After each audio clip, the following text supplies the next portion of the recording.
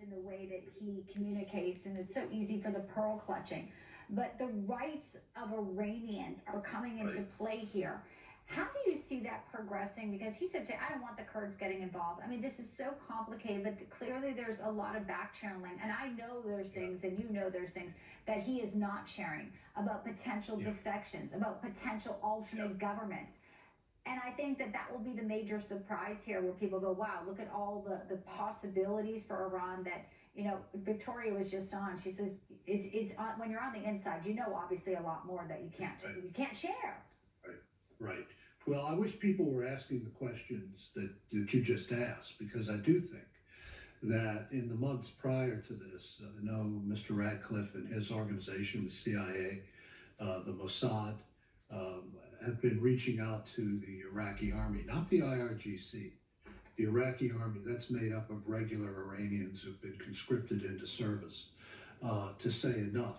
You guys take to the streets and you disarm the theocratic fanatics, get rid of them. When the Shah fell, that's exactly what happened. The army stopped firing on its own people, and that was the end of the Shah.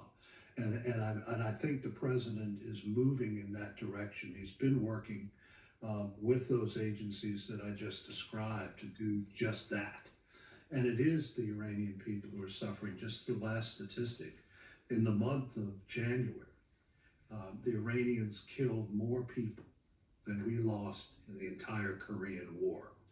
That's how vicious and bloodthirsty these fanatics are. Yeah, and their proxies are still engaging with Israel. That's right.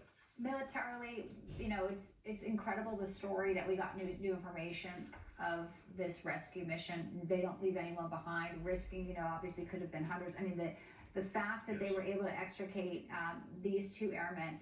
Secretary Wilkie, it shows the might of our military. And talk to us about the message it sends to Iran. They're losing more and more higher ups. We know they'll replace them. Okay, that's fine. But the precision, I've heard a few times this afternoon from the White House how humiliating it was for them.